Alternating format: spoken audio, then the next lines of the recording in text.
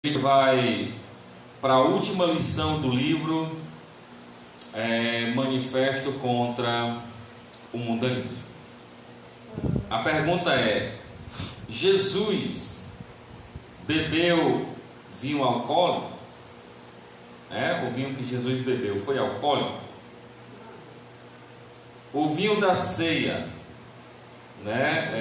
das bodas de Canaã lá que Jesus transformou, foi ou não foi alcoólico, Então, essa é a primeira pergunta.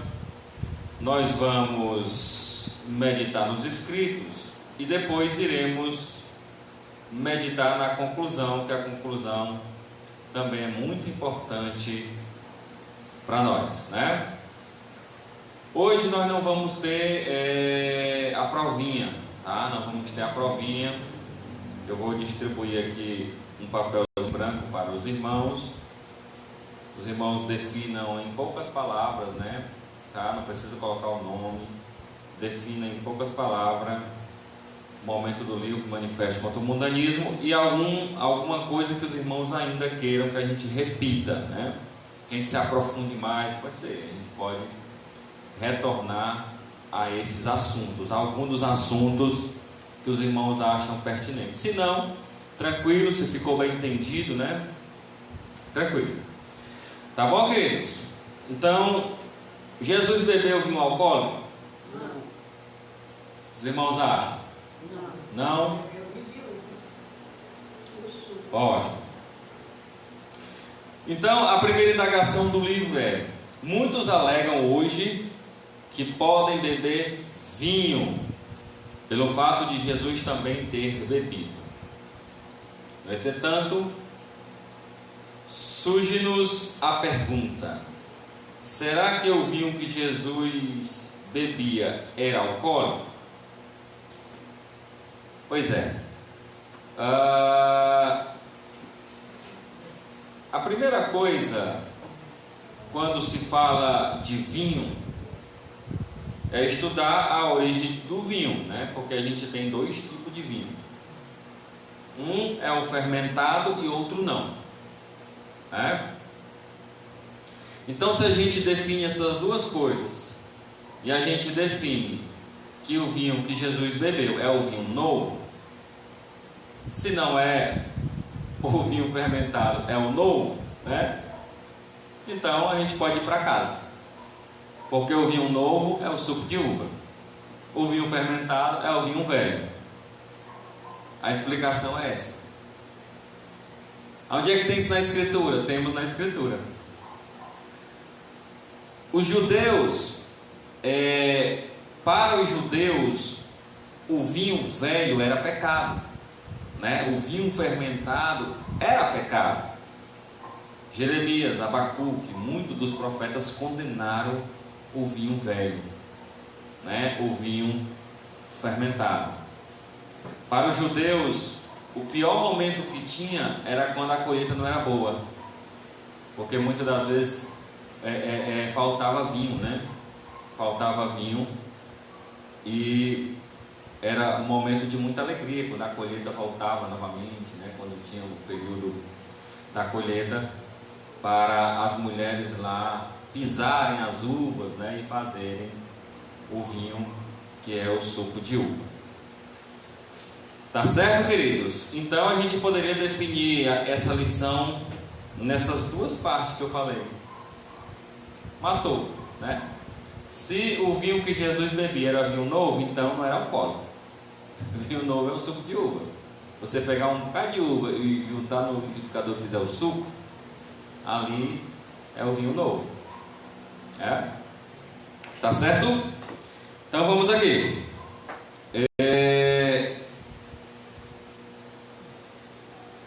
O vinho alcoólico é o vinho fermentado, pois um vinho não fermentado corresponde a um suco de uva. O vinho da ceia do Senhor era o vinho da festa da Páscoa, pois Jesus instituiu a ceia durante a refeição da Páscoa. Importa lembrar que o vinho utilizado nessa comemoração judaica não podia ter fermento, pois o fermento era proibido nesta festa religiosa. Por 7 dias não se ache fermento algum em vossas casas. Êxodo capítulo 12, versículo 17. Nenhuma coisa levedada comereis. Êxodo 18, 20. Até porque o pão da ceia era pão asmo, né? Então, até isso eles levavam a sério a questão do fermento até no pão, quanto mais no vinho, né? Que desequilibrava, né? Desequilibrava a mente humana, o vinho fermentado. A bebida alcoólica em si, ela desequilibra, ela traz um desequilíbrio à razão humana. Então Jesus chamou o vinho da ceia de fruto da videira, isto é, um suco de uva, porque desde agora não bebereis do fruto da videira até que venha o reino de Deus. Então, só para a gente ressaltar, aqui tem uma parte muito importante, que é essa primeira parte, que diz o seguinte: Jesus disse que o vinho da Páscoa era semelhante ao que seria bebido no reino, isto é, vinho novo. Em verdade vos digo que não bebereis mais do fruto da vide, até que o dia beber novo no reino de Deus. Na época bíblica, as mulheres pisavam as uvas no lagar e não se fazia um suco de uva, que era chamado de vinho. Quando era um suco de uva recente, que ainda não estava fermentado, era chamado de vinho novo. Quando o suco de uva era antigo, já tendo sido fermentado, era chamado de vinho velho. Então, se Jesus bebeu vinho novo, Jesus não bebeu bebida alcoólica, né? Nesse tempo aqui que o livro foi escrito, tinha muito essas questões, né? Até a senhora Ellen White, nos seus discursos posteriores, ela reconheceu, né, esta falha, né, que a igreja adventista fazia muito em questão de consumir na ceia vinho alcoólico, né? Então, porque eles acreditavam que poderia beber vinho, só não podia se embriagar, né? Poderia beber bebida alcoólica. O grande problema era a embriaguez, né? Pois é, no qual há contenda, né? A Bíblia vai dizer, né? Não vos embriagueis com vinho no qual há contenda, né? Daí também tem um sentido espiritual nesse versículo aí, mas literalmente, se a gente for levar, né, o versículo da Bíblia diz isso, né? Verdade, irmão. Então, deixa eu me ver aqui, pronto, bem aqui na página 74, embaixo ele vai dizer: Jesus na ceia usou suco de uva, ou seja, vinho novo, pois esse era o ideal para representar seu sangue derramado na cruz. O vinho novo era aquele feito de uva recente pisadas, e o sangue de Jesus saiu em resultado direto recente das pisadas da cruz. Daí a Bíblia diz: e pelas suas pisaduras fomos sarados, né? Dando uma ideia de que a uva era pisada para sair o suco, né? Mas ali saiu o sangue precioso de Jesus, que a gente usa até hoje na ceia. Até hoje a gente usa o vinho novo na ceia, para representar o sangue de Jesus. Tá certo, irmãos? Alguma pergunta até aí? Irmãos, fiquem à vontade, tá? Caso queira interromper de alguma forma. Então ele vai dizer, além disso, o fermento na simbologia cerimonial bíblica, né, é a representação do pecado, verdade, né? Um pouco de fermento leveda toda a massa, dando aí uma descrição, um paralelo em relação à sã doutrina, em relação aos ensinamentos de Deus, aos ensinamentos morais de Deus, né? Não existe meia verdade, existe só uma verdade, né? Não existe aquela questão, isso aqui a gente pode, isso aqui a gente não pode. A Escritura, ela é uma só, é uma doutrina só. Não existe várias doutrinas, existe uma doutrina. Não existe meia verdade, existe uma verdade. Ou é sim ou é não, né? Então não existe meio termo. Tá certo, queridos? Logo embaixo ele vai usar, né, aqui os versículos: precioso é o sangue de Jesus, de um cordeiro, sem defeito, sem mancha, o sangue de Cristo.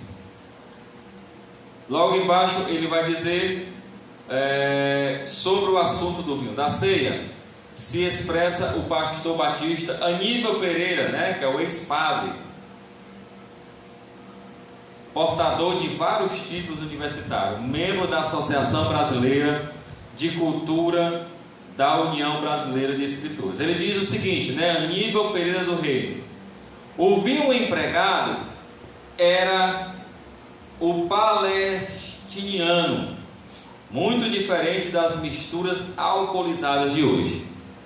Aquela bebida judaica era ingerida em 3 partes da água e correspondida em nosso simples suco de uva. Ou seja, uma maneira, um exemplo judaico de como era feito o vinho novo, né? Não é isso, irmãos? Eu não sei se ainda hoje, né, nos dias de hoje, se bem que tem igreja de todo tipo, né? Essas igrejas modernas aí que pode beber à vontade, né? Que bebe, que a pessoa bebe depois do culto, depois da missa. E primeiro era só na missa, né? Agora as igrejas evangélicas também. Aí depois estão tudo bebendo, estão lá no espetinho, né? Agora a moda é espetinho. Essa parte está aqui. Tinha uma menina que trabalhou comigo, que eles eram daqui, ela não topava o vinho, mas o marido dela bebia. Aí quer dizer que o marido dela ia para o culto, chegar em casa morto de bêbado. Tomava o vinho. Misericórdia. Mulher, eu vou ali no culto. Aí quando chegava em casa morto de bêbado, mano, terminar o culto e ia. Sai quando eu disse, ei, mas tu vem do culto ou tu vem do bar? Pois é, misericórdia, né? E a senhora também, quando a gente, logo no começo, a gente se converteu, a gente fazia o pão, lembra mais? Tinha uma irmã que fazia o pão sem fermento, uma ceia. Respeitando o momento, né, da ceia. A gente sabe que é uma tradição judaica essa questão, mas a questão moral ela continua, né? Continua. Acho que ela fez só no começo hoje. E aí ele diz assim, irmãos: vejamos a qualidade do vinho feito por Jesus. João 2:10. Olha o que é que João 2:10 vai dizer, olha só. E disse-lhe: todo homem põe primeiro o vinho bom, e quando já tem bebido bem, então o inferior. Mas tu guardastes até agora o bom vinho. Ou seja, esse versículo ele é muito importante na questão do ensinamento. Por quê? Porque nesse versículo você vai descrever que nos tempos bíblicos existia 2 tipos de vinho, né? Então é importante a gente saber. E aí esses 2 tipos de vinho eles são caracterizados pelo vinho bom e o vinho ruim, ou seja, o vinho novo e o vinho velho, né? Isso é muito importante a gente saber isso, para saber explicar isso, que na escritura vai falar assim dos 2 vinhos, né? O vinho novo e o vinho velho. O vinho velho, até hoje, se você fizer a experiência, colocar em barris, né? Colocar em odres, né? Ele vai fermentar. Por isso que Jesus usou aquela expressão de dizer: se você colocar vinho novo em odres velhos, ele vai fermentar e vai estourar, né? Porque não vai aguentar. A pressão, quando se fermenta, a gente usa aqui a expressão quando azeda, né?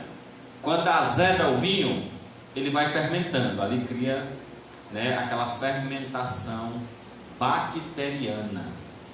Mas no casamento dá a impressão que o primeiro vinho não tinha. O vinho bom, né? Está falando? O primeiro vinho que eles beberam, né? Não tinha fermentado. Não, no versículo que você está dizendo? Não, no primeiro vinho que eles, quando a pessoa está mais bêbada, que dá qualquer outro. Ah, entendi. Pois é. O vinho feito por Jesus era um bom vinho. Naquele tempo se colocava primeiro o vinho enquanto tinha muita gente na festa. Depois o vinho inferior, quando muitas das pessoas já tinham ido embora. O vinho bom é o vinho não fermentado, pois este é doce, enquanto que o vinho fermentado é como uma bebida forte, né? E era amargo. Bem aqui embaixo ele vai dizer, né? A bebida forte e amarga para os que a bebem. E esse texto aqui eu grifei porque eu achei importante, né? Os judeus religiosos, olha lá, os judeus religiosos evitavam o vinho fermentado, tendo em vista a condenação feita a este tipo de vinho no Antigo Testamento, quando havia um intervalo entre uma safra e uma outra. E esse intervalo durava um longo período, e os judeus religiosos tinham que escolher entre duas opções, já que o vinho novo estava faltando: ou não tomar vinho, ou procurar o vinho menos fermentado possível. Essas duas opções eram angustiantes, pois isso os judeus se alegravam quando chegava a colheita e as uvas iam para o lagar, gerando o vinho novo. E ele usa o texto de Jeremias, né? Tirou-se, pois, a alegria, regozijo do campo fértil e da terra de Moabe, e fiz que o vinho cessasse dos lagares. Já não pisam uvas com júbilo, já não dá brado de júbilo. Portanto, o vinho resultante da colheita recente é o novo, é o vinho que alegra. Né, irmãos? Então veja como é fácil explicar essa lição. É fácil a gente entender isso aqui. Só um noob não entende isso aqui e queira colocar dificuldade nisso. A Bíblia vai falar dos dois tipos de vinho, e acabou-se. O vinho novo e o vinho velho. Fechou a lição, né? É simples de entender. Me prove isso na prática. Fermente o vinho, como ele vai ficar alcoólico. Tome o vinho assim que sai da uva, né? Se quer pisado. Aqui não, aqui a gente passa o liquidificador, né? Lá a gente não tinha, pisava mesmo. Açaí, né? Aqui a gente aproveita até o bagaço, né? Das coisas. E ele diz assim: o vinho novo era considerado uma bênção. Assim diz o Senhor: como quando se acha, né, num cacho de uva, se diz: não desperdices, pois há bênção nele. O vinho fermentado era maldito. Abacuque, né, condenando a questão do vinho maldito. Diz assim: além disso, o vinho traidor, ó, ai daqueles que dá de beber ao seu próximo, adicionado a bebida a seu furor, e que o embebeda. Você não pode se embebedar com vinho novo, né, irmão? Só com vinho velho, alcoolizado, né? Será farto de ignomia em lugar de honra. Bebe tu também e sê como um incircunciso. Incircunciso é um descrente, né? O incircunciso aqui para a Bíblia é aquele que é fora do povo de Israel. Para nós o incircunciso hoje é quem, irmãos? É o descrente, né? Então quem bebe vinho fermentado, bebida alcoólica, é o descrente. Pagão ou gentil, o cálice da mão direita do Senhor se chegará a ti, ignominia cairá sobre a tua glória. E aí ele vai dizer, né? O texto acima diz que não se deve oferecer vinho que embriaga, ou seja, fermentado a ninguém. Se Jesus tivesse transformado água em vinho que embriaga, não teria desobedecido a Deus? Claro que sim, mas ele não fez isso antes. Ele fez vinho abençoado doce ou não fermentado, o que era sem dúvida o melhor vinho. Os judeus distinguem claramente o vinho de gosto doce, não fermentado, que deveria ser tomado. Somente períodos em que a nação se desviava de Deus, que eles tomavam os dois tipos de vinho indistintamente, mesmo assim eram reprovados pelos profetas. Ló, quem mais?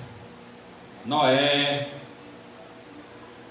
No tempo que o crente dá só misericórdia, né? Ainda até vinho ele bebe. Né, André? Né? Tiveram festas aí que o povo de Deus tomaram vinho, mas Deus reprovou todas elas. E quando o povo não reconhecia os pecados, Deus levantava um profeta, né? Isso era uma realidade, não tem para onde fugir. Isso está na Bíblia. É assim: quando o povo não reconhece os pecados, Deus levanta alguém.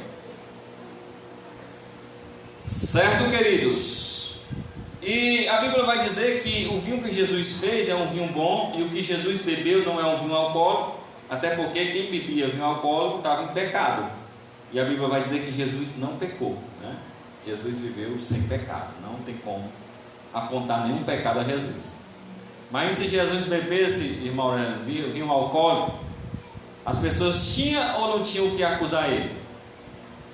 Hein, André? Né? Se Jesus tivesse bebido álcool, dizer: mas tu é beberrão também. Tu bebe vinho alcoólico, tu se mistura com teus discípulos e vai beber. Poderiam acusar, mas Jesus não fez isso em nenhum momento. E aí ele diz: sobre o vinho que Jesus bebeu e o vinho alcoólico, fala o pastor João de Oliveira, da Assembleia de Deus. Vamos ver aqui uma outra visão de outra pessoa. Página 78 do livro. A Bíblia condena o uso do vinho como geralmente é usado, com elevado teor alcoólico. Há vários vinhos, mas os advogados do uso dessa bebida não querem ver a distinção. Veja só a importância, né? Não querem ver a distinção que há entre vinho e vinho. Ou seja, foi o que eu falei aqui: nós temos que separar os dois tipos de vinho, irmãos. Jesus bebeu vinho? Bebeu, mas não foi vinho alcoólico. Vinho novo não é fermentado. Jesus bebeu qual vinho? Jesus bebeu vinho novo. Se é novo, não tem fermento. Se é novo, não foi alcoólico. Pronto, né? É isso que o irmãozinho aqui da Assembleia de Deus está dizendo. Todos sabem que o vinho é fruto da vide, e por ser conservado sem álcool, que embriaga. O suco de uva, isto é, o vinho sem fermentação, é alimento, não embriaga, não faz mal, não prejudica, não altera o estado mental do homem. Esse é o vinho que alegra o coração do homem, contentamento natural para a colheita abundante. Não se trata de embriaguez. Amém, irmãos? Até aí? Né? E essa parte aqui eu vou pular, tá? Porque se Jesus transformou água em vinho, foi vinho novo, né? Não tem para onde nós questionarmos. E na página 81 do livro ele vai dizer: os profetas de Deus desviaram condenar o vinho como bebida forte. Um profeta que profetizasse a favor do vinho com bebida forte era um falso profeta. Se algum homem, andando em espírito de falsidade, mentir dizendo: eu te profetizarei acerca do vinho e da bebida forte, será esse tal profeta deste povo?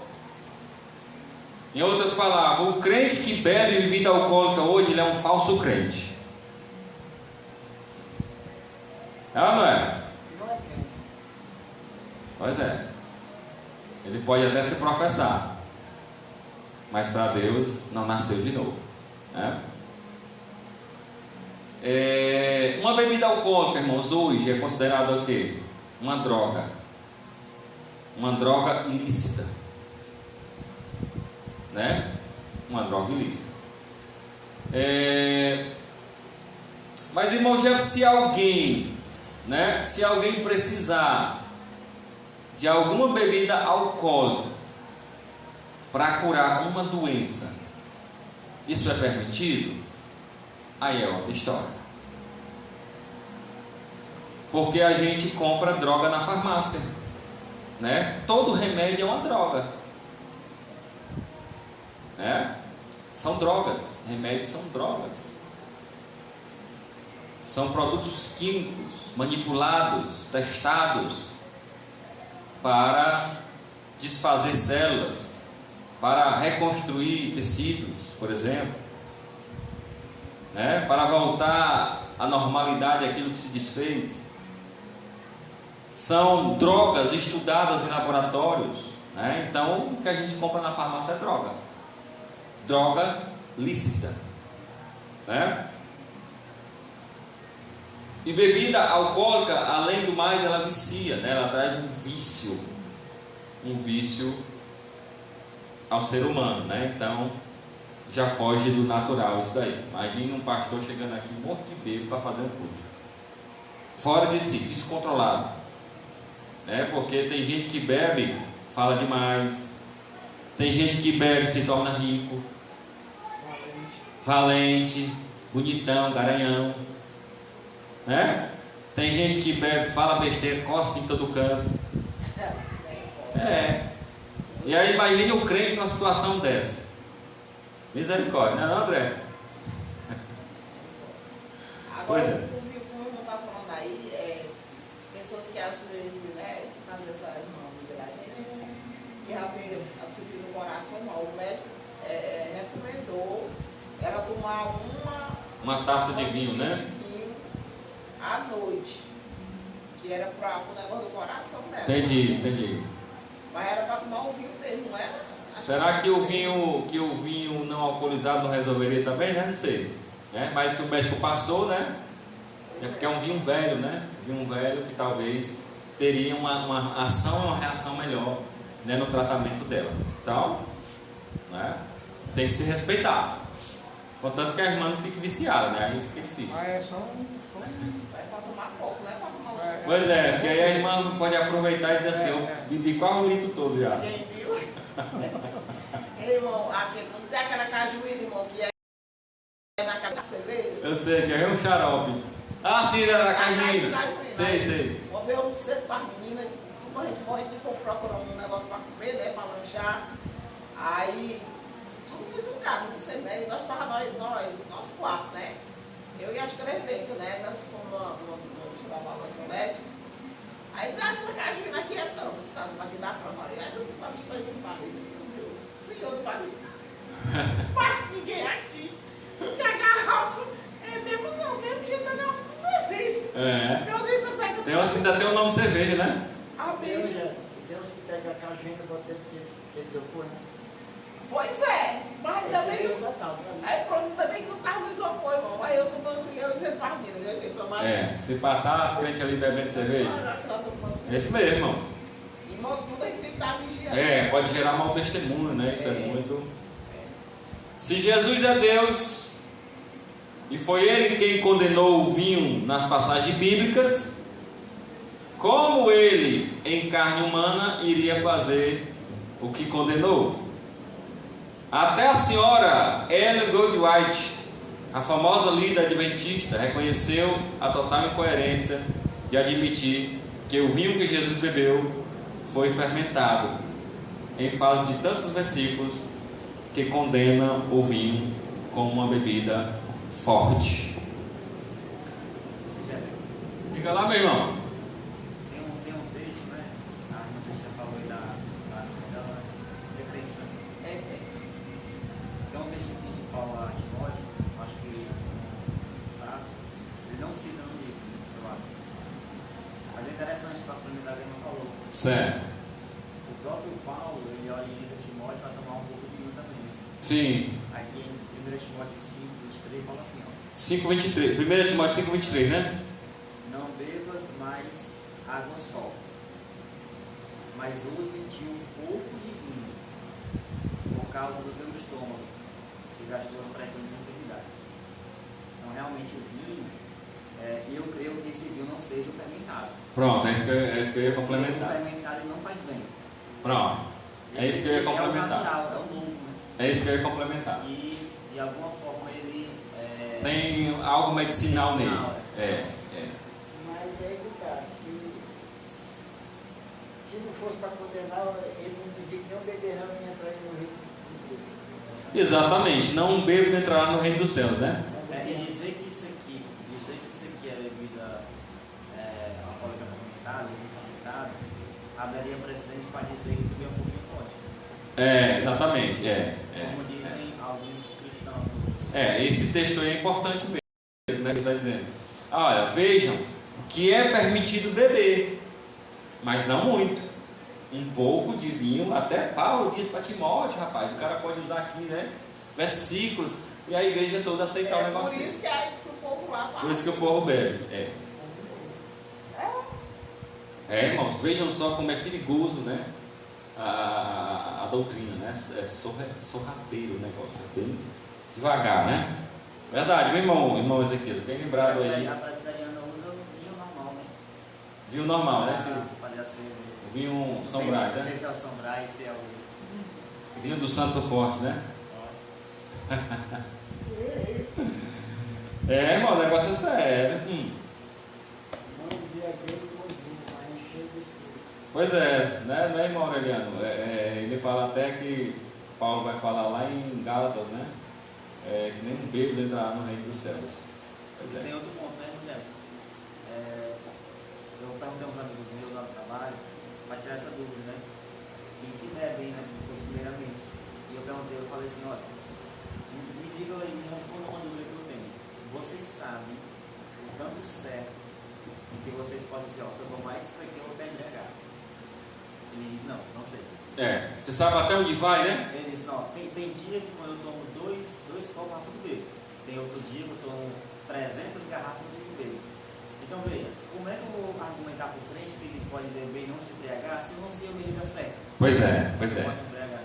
Então, irmão, você pode tomar pouco, mas você sabe o tanto do pouco? Ele não sabe, não tem certeza. Quando a pessoa está. Tem algo que organiza um argumento, né? Tá mais fraca, Está mais mais forte. fraco. Quando está mais fraco, não adianta. 2 golezinhos você está. Eu só tomar um, acho que eu desmaio. Suco de maracujá eu já É dou. uma tipo assim, falou correto, entendeu? Para quem tem experiência. A pessoa não sabe, eu só fico embriagado com você que não. Você não sabe. Sai o que bebia. Tá falando nada. Pois é. Realmente, você só vai saber na hora que você beber. Porque às vezes seu corpo está fraco, está passando por um processo. Qualquer dosezinho você vai ficar bêbado. Fora aqueles valentão que se acha melhor, não, isso aqui eu bebo no instante, isso aqui eu bebo 10 cervejas aqui tranquilo. Agora, eu quero ver qual é o bêbado que vai dizer que está bêbado. Nenhum diz, né? Não sabe. É igual o crack. É uma droga de fato, né? O crack, por exemplo, tem gente que fica doidão, só com uma pedra de crack. Pois Tem é. gente que precisa de 2, 3 para ficar muito doido. Então, varia muito.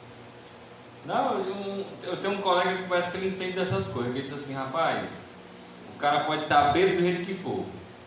Se ele cheirar cocaína, ele fica bom. Misericórdia. Né? É porque já fez isso. Ele pode estar bêbado às quedas, se ele cheirar cocaína, ele fica bom. Já pensou um negócio desse? Catinho. Imagina o organismo de uma criatura dessa. Né? Pois é. E uma coisa eu sei, irmão, como diz o mundo, bebo é bicho de sorte. Misericórdia. Vamos lá. Página 83 do livro ele vai dizer: alguns dizem que Jesus foi um ébrio, apelando para a acusação que os fariseus fizeram a ele. e ao chamá-lo de comilão, de carne e beberrão de vinho. No entretanto, os fariseus sabiam que Jesus bebia vinho não fermentado. Eles não quiseram acusar Jesus de bêbado, mas de glutão, tendo em vista o fato de que seus discípulos não jejuavam, e de que, quando Jesus jejuava, ele não tornava isso público. Jesus, fazia em secreto, como faziam os fariseus, que gostavam de ser visto pelos homens. Quando Jesus ia jejuar, ele se sumia, ele desaparecia, ia para os montes, ia bem distante. Jesus não precisa mostrar que ele fazia tudo isso para ele. Não exava ninguém. Exatamente. E aí a conclusão ele diz: a bebida é sempre condenada quando ela é viciante, que ela é viciativa. Jesus nunca bebeu bebida viciativa.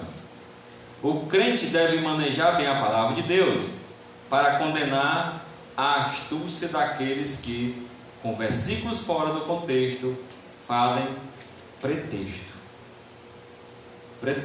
São pretextos para beber, viu, irmão? Ou seja, sai do mundo, mas não quer tirar o mundo, É do jeito que ele diz lá mesmo. Ele diz não. É o pretexto.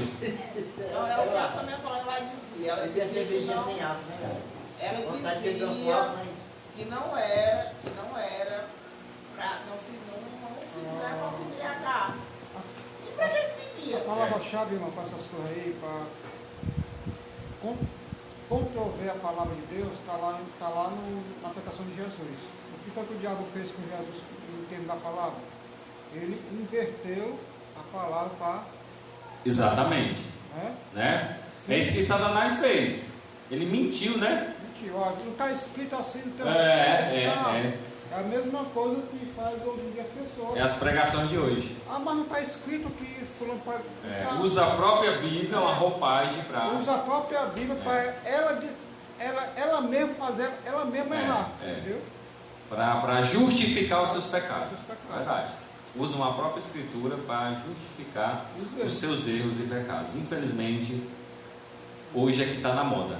E que não é só essa daí, a Batista, Então tem outras igrejas também. Tem outras, Tem outras aí que justifica. Se você souber o ponto, Ezequias? Se você souber o ponto que você vai se embriagar, então beba. Eu duvido que você saiba. Ninguém sabe não, É isso mesmo. Está um desmantelo. A conclusão, eu faço questão de ler, irmãos, a conclusão do livro Manifesto contra o Mundanismo, que a gente conseguiu resgatar as doutrinas maravilhosas da Escritura. Ele diz em 1 Samuel 15, 23: pois a rebelião é como o pecado de feitiçaria, e a obstinação é como a iniquidade de idolatria, porquanto rejeitaste a palavra do Senhor, Ele também te rejeitou. E ele diz: esta mensagem que você leu é um brado profético contra o mundanismo da cristandade atual, uma convocação ao arrependimento e à contrição, a fim de que Deus possa derramar do seu Espírito sobre nós e avivar a sua igreja. Muitos dos que leem o manifesto contra o mundanismo estão possivelmente se perguntando sobre a autenticidade da experiência de conversão, tendo em vista o fato de ter estado até agora se comportando de forma anticristã.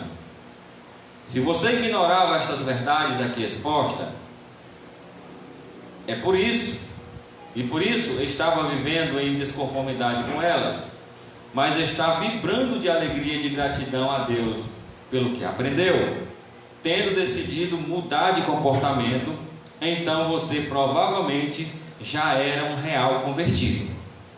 Se todavia você não deseja mudar ou queria nunca ter conhecido o texto desta obra, então você precisa se arrepender agora e entregar sua vida totalmente a Jesus para ser salvo.